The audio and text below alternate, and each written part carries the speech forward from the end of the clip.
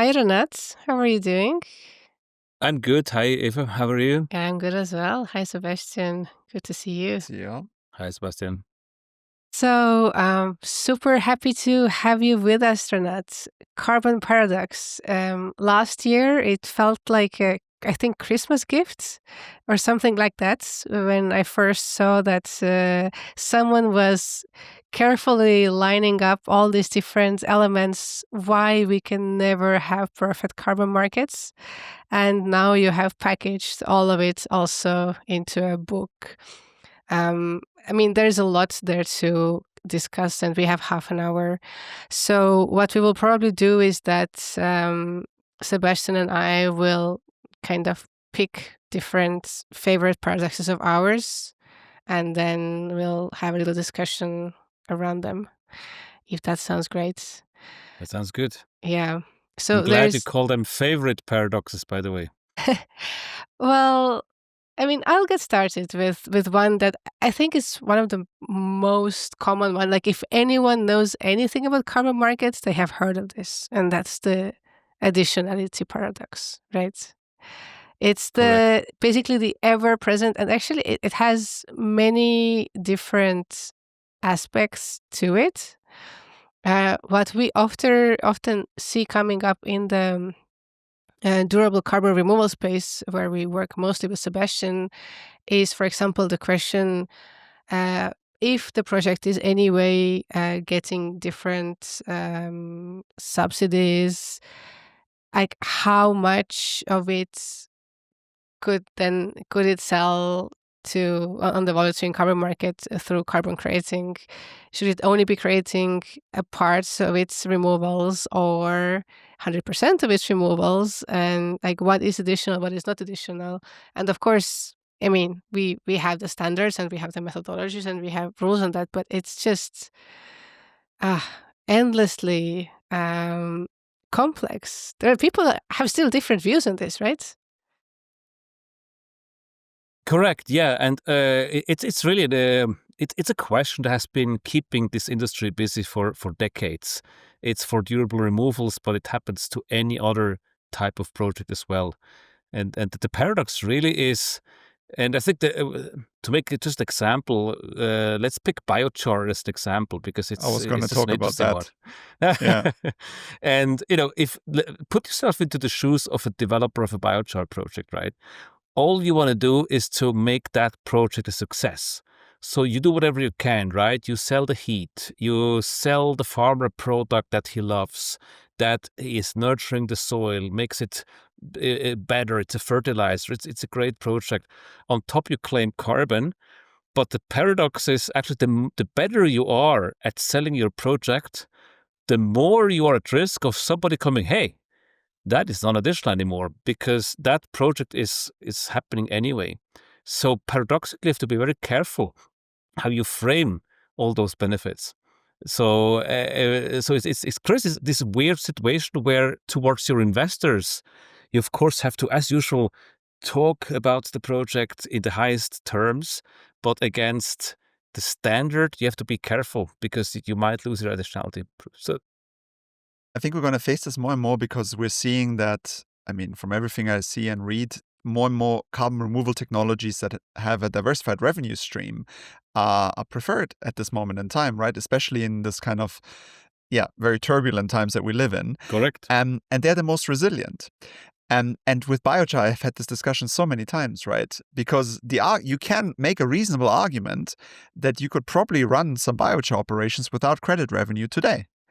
Would they be scaled to the levels that we could scale them? Probably not. Probably not. Right. Exactly. And so Yeah. and where do you draw that line? That I find that impossible. But I find it so strange. And when you talk to people outside of the carbon markets, they are like, "What? Like, what are you talking about? What are you going on People about?" there, yeah. That's also why in the book, in that specific scene, our example is a solar power project. But the promoter, the NGO on the ground, the lady says, "Guys, are you stupid? What are you talking about?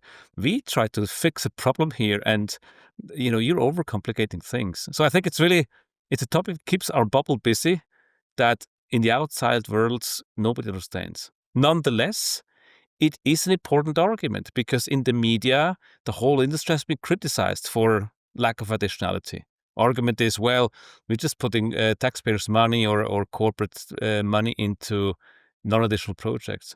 So as complex as it is, nonetheless, it's an argument that can relatively easily be used by those people who don't like our markets to criticize them.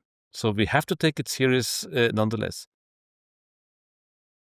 Excellent. Well, should we move to it? Because I had this one on my top 5 as well. So we hit that one. But maybe link to the additionality one for me, and also very nicely explained, I think, in your book, which I can quickly show. Here it is. Is the conservation paradox. And this is one that, again, is less part of my day-to-day work because I work mainly on durable removals, right? But it's something that's obviously very close to your heart, I guess, as well, given your background. And this idea that we found ways in the carbon markets to reward the growth of a forest, for example, or even the maintenance of a forest if somebody else says they're going to chop it down. But otherwise, we don't have a mechanism to conserve pristine forests around the world. And this seems to be something that I hear even at this COP, Brazil is suggesting a fund, a facility to kind of deal with this specific issue because it's something that the carbon markets haven't been able to solve. And so, I'd love to get your take, especially from your experience that's very rich, how you've seen this in practice. It's a brutal paradox as well, and I think it's important that we honestly talking about it because otherwise we'll never advance. So the fundamental problem is I actually thought about it a lot, how to actually formulate it and what the problem actually is. And the way I would put it is this: if we're talking about carbon removals, what gets funded through credits is the removal of carbon from the atmosphere.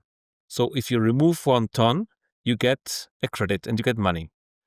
But the storage is not funded.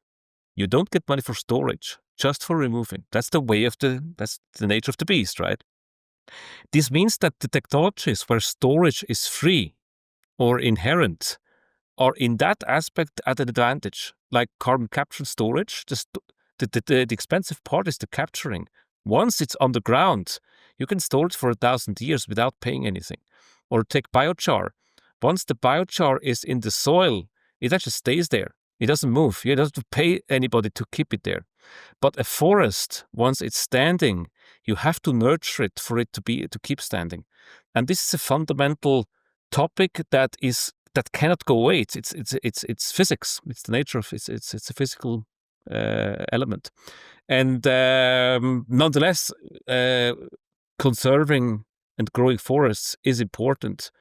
So one way or the other, we need a mechanism to deal with this, or we need, in a way, to separate the two topics into 2 buckets, where the one bucket, the forest bucket, somehow gets a solution that deals with this problem.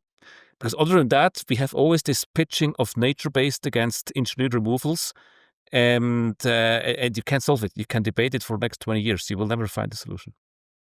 I really enjoyed how you laid it out here, Renat. I don't think I've ever heard this explained so clearly, how we are rewarding the removal, but we are not separately rewarding the storage. And on this front, all the nature-based solutions are much harder to do in practice. And I don't think it has really come out so clearly anywhere else before. Really happy with It it. took me a here. while to think about it. What actually is the freaking problem here? And that's the problem. And then actually the paradox goes on. And we have this in the books, the story goes on, because of course there is a way to reward storage. And that's called RED+.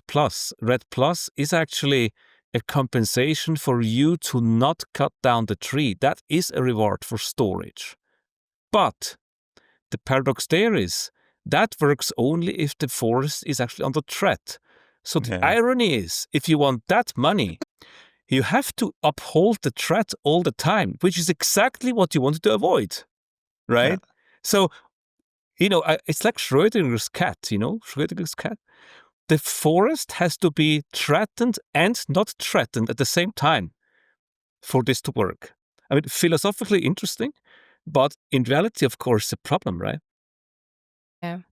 Uh, I want to talk about another paradox that I actually had never thought about because I'm looking at things more like from the policy side and from kind of later down the line, and because this is one of the ones that also in the book comes up on the first half. I have to say the second half was what resonated the most with me because it was really like this things that it was really like lots of reminders and some really well put examples of what we have seen recently in the carbon markets. But so the kind of more novel to me paradox is communities paradox, which obviously is not novel to anyone who is working on the ground. But I just always took it for granted that, well, we know that it's very important to consult with local stakeholders to make sure that they benefit from the project, make sure that they're fully, on board with the project. And I just thought, well, you just go and you talk to people and you agree on what good looks like and you move ahead. I never thought that, yes, you might end up with all kinds of infighting locally where locals just they cannot even agree what is best for them. And then how on earth are you gonna figure out doing the project there? Because like, it's it's so much more complex than it seems if you look at it from afar. Yeah, that is true. That anybody who has been to these places, I mean, let's start in Switzerland, where I'm from. If you build a house here in Zurich, you can be sure that you get at least 5 angry neighbors who don't like your project. So if that happens in Zurich with clear regulation for what you can construct and what not, put that into a big, massive reforestation program in Angola, let's say, where 100,000 people live from different tribes. Some of them are local, some are migrant workers, some are rich people who own the land. And then, of course, very important, we have that in the book as well. What if actually some of these people have jobs at the logging companies on the palm oil fields, and they get new motorbikes and new houses and access roads, and they actually like that. They don't particularly miss the good old days when the monkeys were in the trees. That is becoming really complicated, because then actually you have this conflict where you think the belief here in Europe is perhaps that everybody misses the jungle and wants to live like that forever. But that's not necessarily true. Some yes, others not. And so also that one, I think, is ultimately unsolvable. The important point is that we are honest about it and that we do the best we can, involve people, get to agreements. But I can guarantee you, in each and every project, you will find some people who don't like it. It's just a fact. And if you can't accept that, better don't do the project. But then, of course, the question is, what then? What are we doing now? Should we just now go home and do nothing? That can't be the solution either, right? Yeah, and I have a whole past. I spent almost 10 years working in global development, right? And it was the same thing there. And there's a whole history of just different white folks coming into places year after year, promising the world to these local communities and then disappointing them, or the funding cuts out after 2 years or whatever, right? And so the context in which this happened is a very sensitive situation, right? People, it's not the first time that probably somebody comes in and tells them this is going to be great for you and disappoints them. And so, yeah, a very tricky issue. And I mean, it's anybody who's been there knows about it, right? Local communities are actually quite intelligent. They know exactly if the white people come with their advice. If you want the money, just say yes to whatever they ask you. Well, why not? I mean, I would do that and say, look, I mean, whatever, I'll happily take the money. But of course, and then you go home and you think, oh, now I had a super good workshop and I had a unanimous agreement. And you don't understand that actually you have been the 10th person who came there with a workshop. Anyway, I don't want to be doom and gloom. I just want to be realistic. That this is Yeah, life, this right? is what this is about. This is what happens, right? And Which, the whole point of the book was just, let's be honest, guys. Let's be honest about all those topics. let's move on to I thought the green paradox is also very interesting, and I wanted to actually see if you kind of have also examples of maybe governments around the world where you're basically saying when imminent green regulation can lead to the accelerated extraction of fossil fuel sources, to put it succinctly. Is this something that, do you have examples that you encountered on this front? It resonates with me. Like, I think it makes sense. If people know that they have kind of limited time left to extract and they want to use it as much as possible, it might actually accelerate things, right? But yeah, I was curious if you had examples for this specific paradox. Well, that's something that you see in global politics quite a lot. If there's a threat that something might be illegal quite soon, and I think the example you mentioned is spot on, right? In case governments fear that there might quite soon be a ban on fossil fuels, there's of course an interest to do as much as you can before that deadline. You can see this in any regulation that changes. So the paradox is that in many cases you have to watch out how you put up your regulation, because if the regulation is, and I'm saying this because a lot of people say, well, instead of carbon markets, they're not good, they're not functioning, let's go for government regulation. And the point is you have to watch out, because paradoxically, certain government regulations can actually have the opposite effect in the short term, because just a simple example outside of our space, but you could see, for example, that when Donald Trump introduced all those tariffs, exports from countries like Switzerland in the short term skyrocketed because everybody wanted to export before the tariff hit. So the effect, at least the short term, was the exact opposite. There was even more stuff exported. And that pattern happens, of course, also in climate regulation. But it really got me thinking. It got me thinking about the Paris Agreement, and it got me thinking if all these net zero targets around the world and the expectation of net zero on various countries, if that could actually have the opposite effect, at least in the short term. Well, another paradox on the net zero targets, which is also quite brutal, is we call that the claims paradox. Is that actually, if you're a CEO, and I hope there's nobody listening now because you shouldn't listen to. But the truth is, if you have two options. One option is you put yourself a science-based target, you calculate your emissions today and in 10 years, and then for some reason you miss your target. Let's say instead of 25% reduction, you achieved only 17% reduction. You failed, right? And that's going to be news. Some people will check that. You will get low marks in the NGO space or whoever, because you missed your science-based target. But if you didn't put a science-based target in the first place and you just made a statement, my company is proudly supporting the Paris Agreement and we're going to deploy all technology as soon as it becomes available to the benefit of the planet, blah, blah, blah, blah. That sounds really good. And people will love you. But actually you said nothing at all. And the paradox is that actually it's much safer and much more accepted if you come out with a non-binding, non-quantity fluffy target as opposed to a hard target, which you might miss. Yeah. And also that's a point I think our community must be aware of. My point is, if somebody has actually taken the courage to set a science-based target and then that company misses it for some reason, be careful in judging it too quickly, too harshly, and look at all the other 93% who either had no target or just a fluffy target.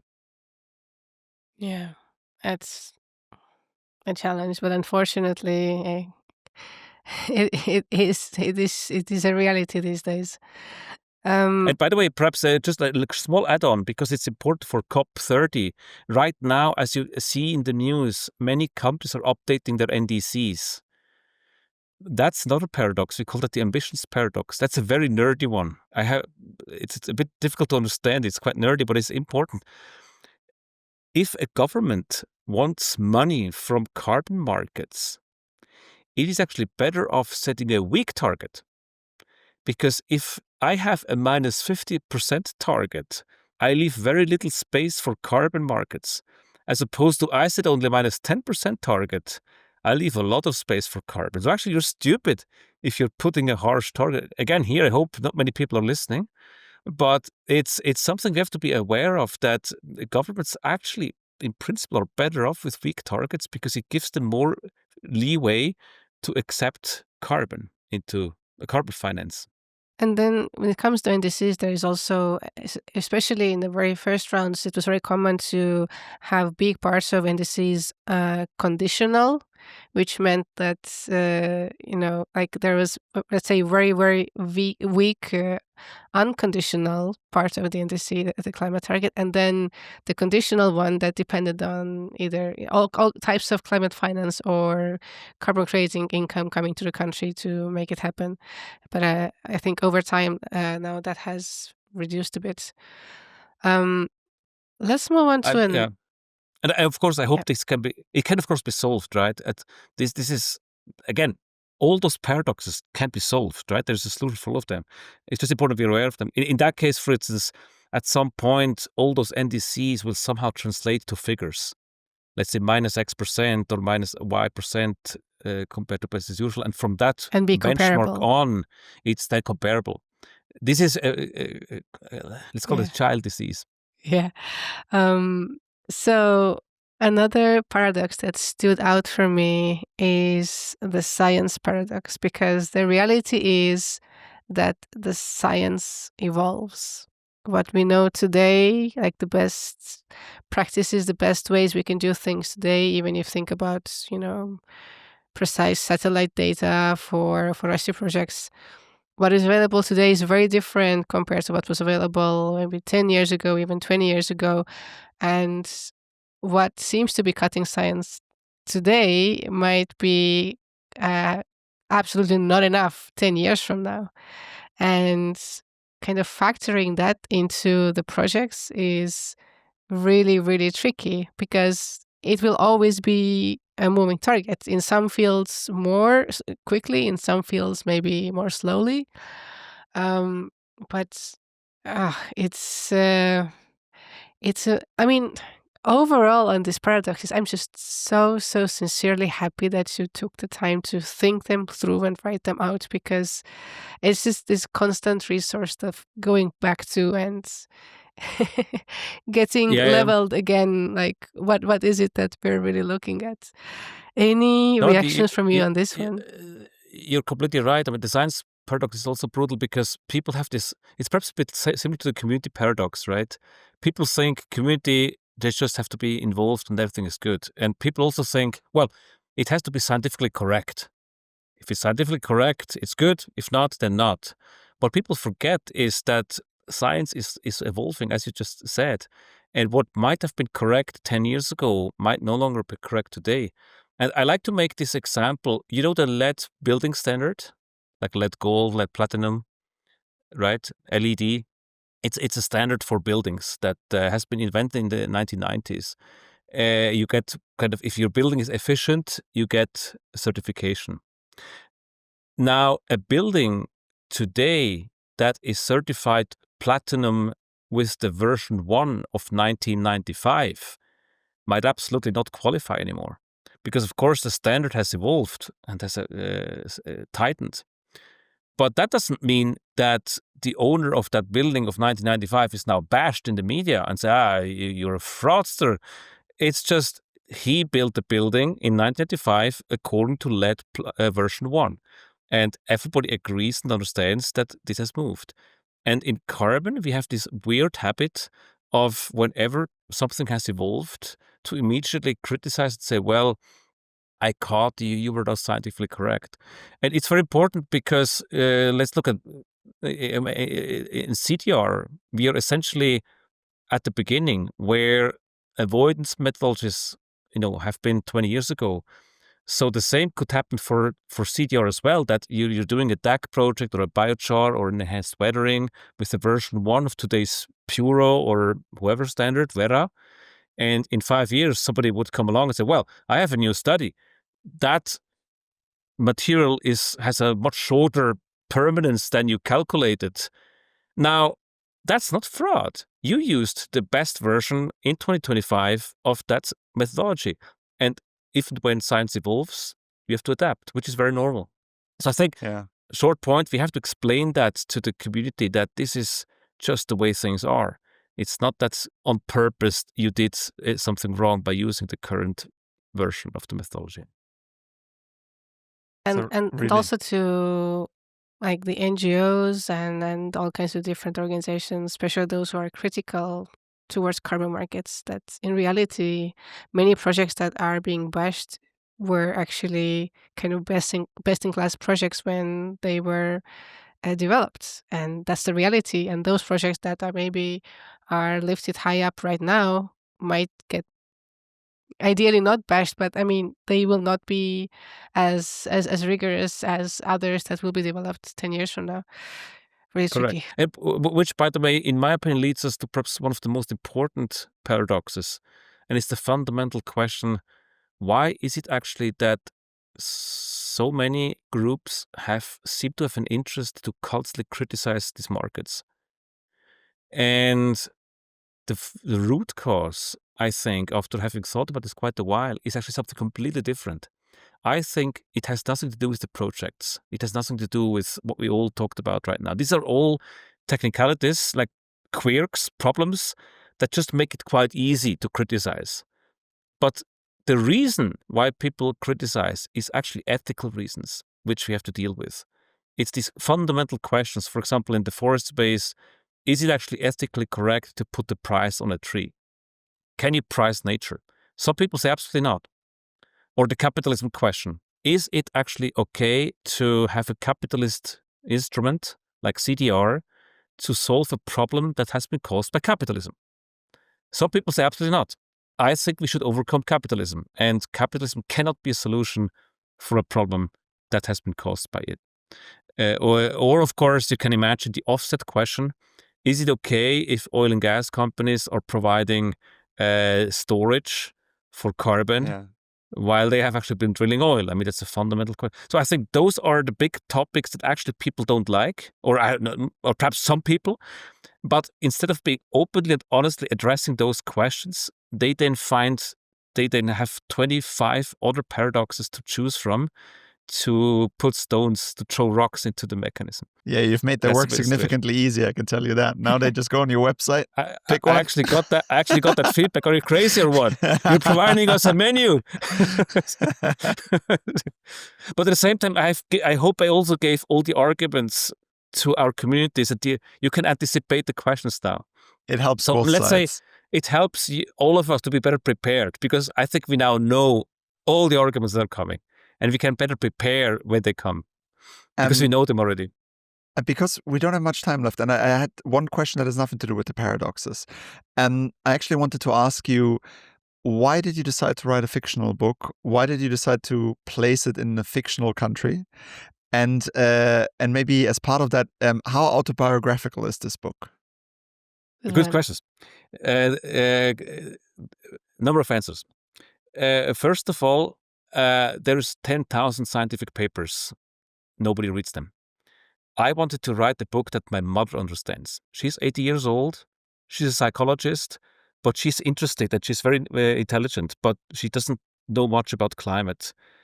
And I gave her the German version to read now, and she totally understood it, and we had great conversation around all those topics. And that's my dream, that many of us have a book for Christmas that they can give to their spouses, their parents, their cousins, their work colleagues, and say, hey, you asked me all the time what you work about. Here I have something that is easy to understand. So that was my first. I just wanted to have something that goes outside of the bubble. So the second point, it was more fun writing. Writing a fictional story is just much more fun than writing a scientific paper. And to what degree is autobiographical? It is, of course, partly autobiographical. Those students, I mean, we were students when we launched My Climate and South Pole, and I'm quite sure many in the CDR space, I know many are young people, right, in their 20s, early 30s. And so I wanted to write a book that resonates with young people. And perhaps that's the last point. First, it relates to the last part of the book. I mean, we have to turn this around, guys. We have to come out with a new narrative for climate. And I think our generation has a little bit messed it up. So my whole bet and hope is on those people who are now in their 20s, early 30s, to not make the same mistakes that we did and embark on a really powerful new narrative on climate action. And I hope that the book also, in a way, inspires people to be brave. And, you will hit the wall all the time. You will fail and fail and fail. that is not a reason to give up. That is just a reason to come back stronger. That's the main message we would hope to place for young people who are listening. I would say that's a nice way to end this podcast. So anyone out there who needed a pep talk from Renat, you got it. Go out and do stuff. Absolutely. Wonderful. I would say, yeah, let's wrap it up. We're right on time. Renat, thank you so much for joining us. Thank you for taking the time to writing this book and for sharing it with me and Eve. And yeah, I'll speak to you soon, I'm very sure. Absolutely. Thanks a lot, Eva. Thanks, Sebastian, for having me. Thank you. Bye. Bye. Bye.